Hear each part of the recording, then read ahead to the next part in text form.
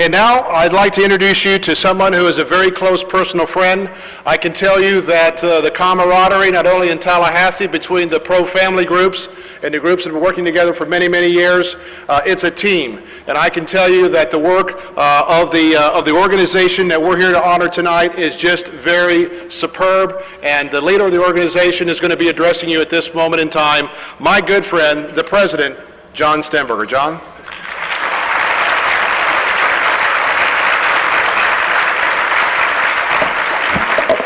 Well, good evening. Thank you so much for being with us. We are so excited about what God is doing in the earth, what he's doing here in the state of Florida. As I said in the reception earlier, we're living in a time of unprecedented social upheaval. Things that were unthinkable just 50 years ago are now not only thinkable, but they're being afforded the full protection of law and public policy, where we're calling evil good and good evil, as the scripture says. And so it's our privilege to serve as your voice for your values in Tallahassee and through cities and counties throughout the state as we labor to strengthen Florida's families.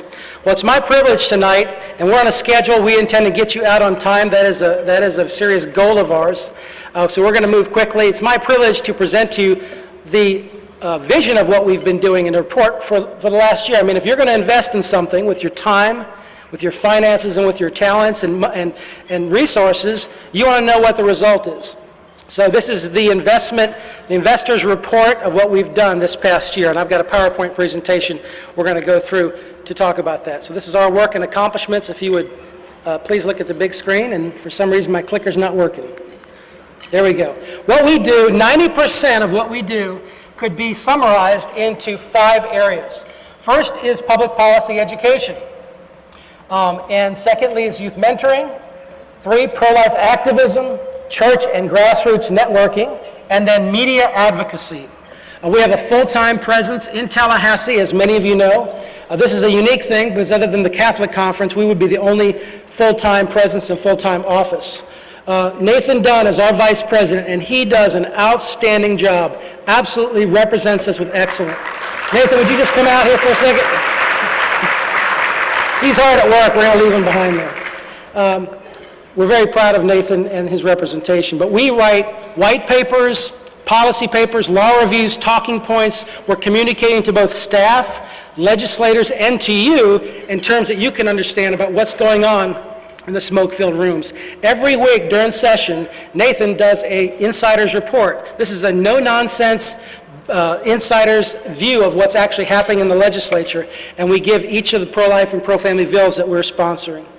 Now, in 2010, after 4 years of not passing anything of any significance out of the legislature, which was very, very frustrating, we've had some outstanding potential victories this year. You've heard from General McCollum about the ultrasound bill, and I'm going to return to that and again.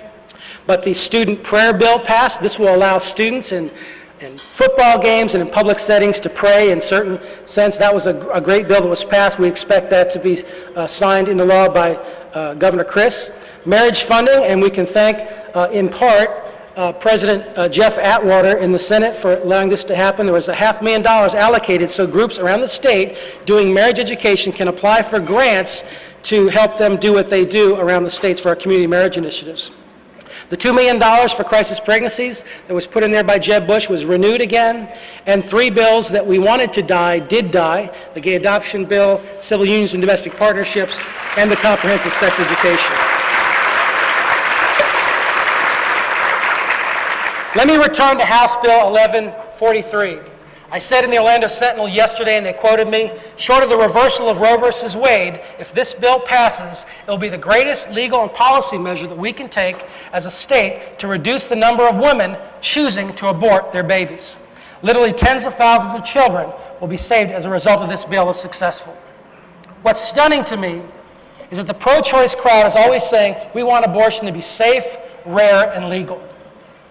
And this ultrasound bill does exactly that. And those hypocrites are opposing it with every bone in their body, because the industry knows this is something that's really going to make a difference. On your way out, you're going to get a resource bag, and we've put together a bulletin insert. I'd like for everyone to take a stack of these. Please get them to your pastor, hand them out tomorrow during church.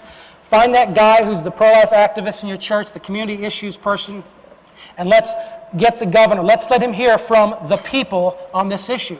We know that the statistics are with us, but we need to let the governor know loud and clear.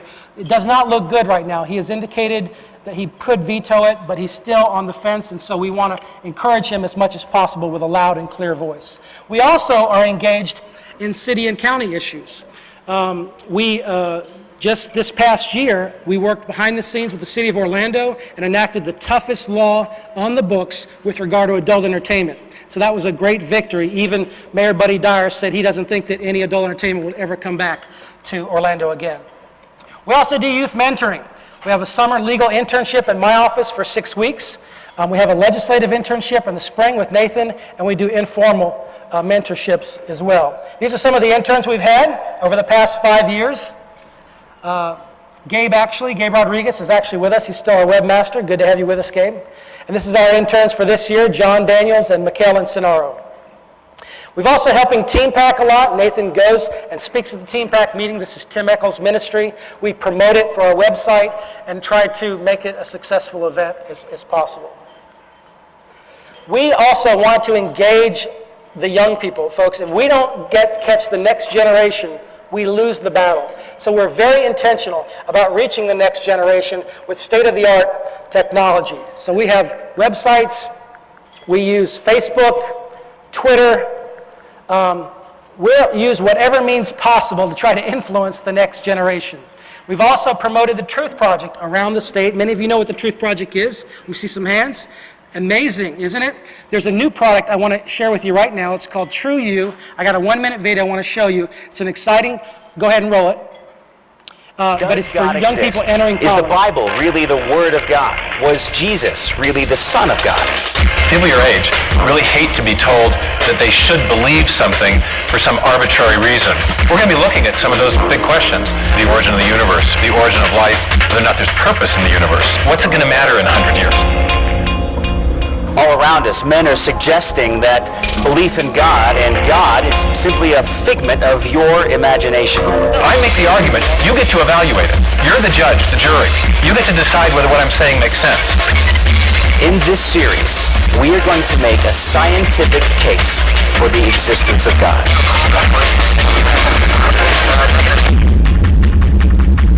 So this is Focus on the Family's new project. We are losing so many of our students who go from high school to college. The teachers attack their faith. It's a direct frontal assault on everything that they believe. And so this is a resource which will equip your young people. If you have somebody going to college, please get them this. I just did a debate at a philosophical society. I used all the arguments. It's a very excellent resource. The third area we engage in is pro-life activism. And unfortunately, because of Roe versus Wade, there's very limited policy measures that we can do. But we are engaging in everything we can to try to see abortion stop. We do legal research and writing, grassroots organization, crisis pregnancy center support, and strategic leadership. We just put together a group of pro-life leaders in the region here. Next week, there's going to be crisis pregnancy center directors from all over the world coming right here to Orlando at the Rosen Center Hotel. And so we help put these together and help find housing and funding for them as they're coming here. So that was a very exciting event that we had the ability to participate in.